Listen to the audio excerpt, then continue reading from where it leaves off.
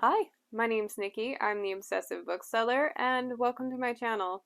Today I would like to review Pariah by Anthony Ryan. It's book one in the Covenant of Steel. It came out this year, and it happens to be my most anticipated fantasy release of 2021. I was so excited to read this book. Draconia's Memoria is my all-time favorite series for all the things. I love it so much. I recommend it as often as I can. And if people ask me what my favorite book is, I can pinpoint that one. Considering how many I've read, that's quite the feat. And I love Bloodsong as well, and Pilgrimage of Swords. So this author works for me on all accounts. I did not enjoy Pariah nearly as much as I wanted to. And I feel like I'm a little worried that I'm going to be kicked out of the fan club by saying I didn't like a book from an all-time favorite author. What? But there were a couple of very specific things that kept me from really enjoying this book. The first one was the plot structure. The book felt like it started over a couple of times, and it just kept me from getting any sort of connection. Momentum in books is huge for me. If you take a look at my top 10 favorite books ever, the thing they have in common is an excellent sense of momentum that gradually builds from the beginning and sends you careening towards the end. I love books like that. This book lacked any sort of momentum at all. And truth be told, Bloodsong didn't have a lot of heavy momentum building either, but I still really enjoyed that one. So what's the difference? I think it's the character. Perhaps even if the story had a much better progression, I still probably may not have liked the main character. I've been discovering lately that I prefer characters who are catalysts of their own destiny. I love characters that make things happen and really affect the world around them. It doesn't have to be to a grand extreme, but characters who are very passive and kind of go to the whims of those around them really bothers me.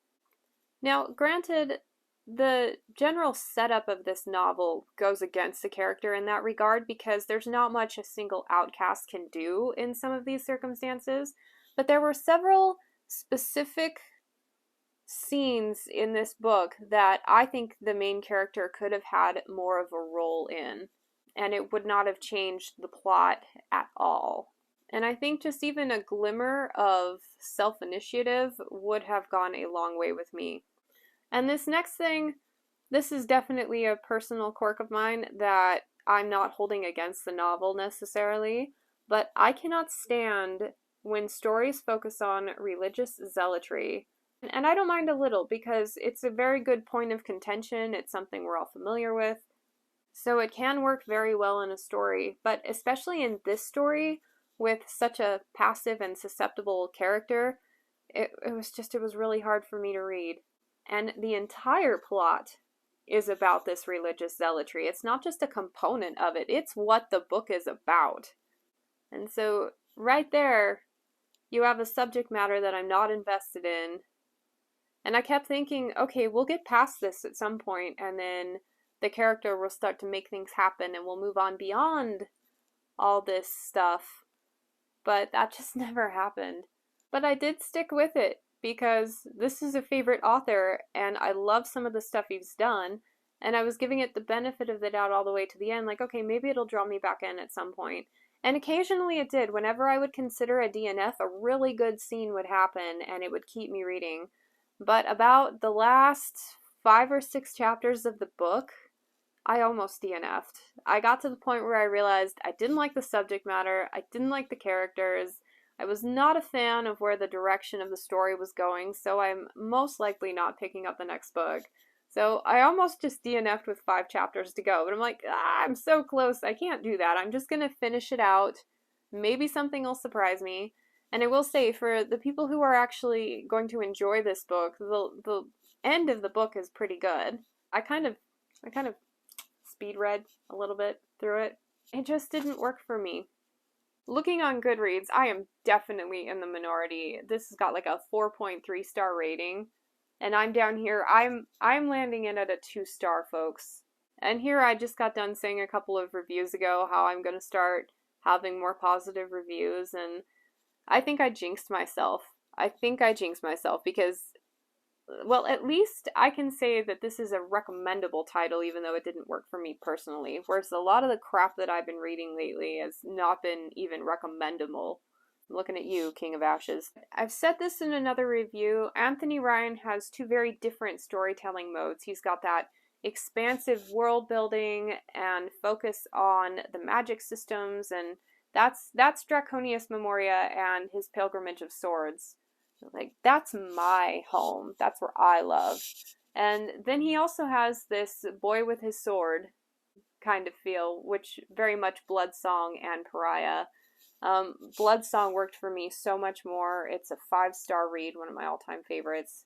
And this one just missed the mark on all accounts. But chances are, if you liked Bloodsong and you don't have some of the same quirks I do about this particular story, then you'll probably like this one just as much.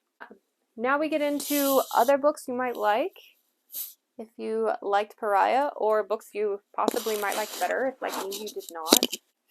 And it's definitely worth mentioning, Bloodsong is superior on all accounts, but it has the same overall feel. Absolutely fantastic story.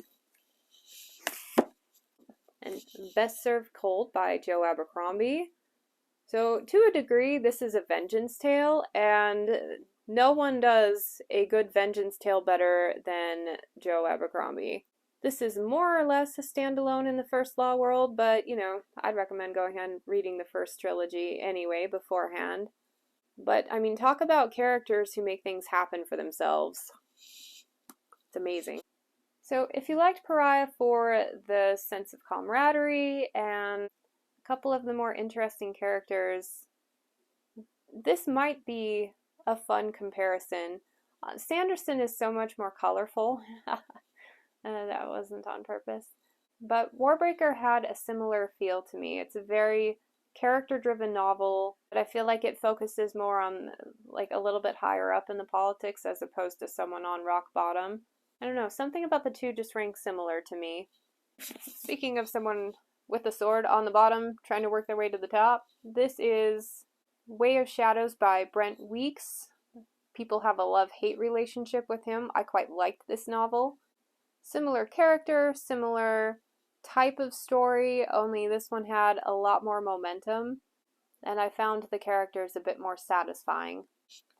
And finally, that put upon outcast type of feel, Red Sister, similar atmosphere and vibes as well, and you know, there is a religious element to this as well. These are assassin nuns, but definitely along the same lines, and this one is quite well written. So, there you have it. Thank you for joining me on today's review, and I hope to catch you next time.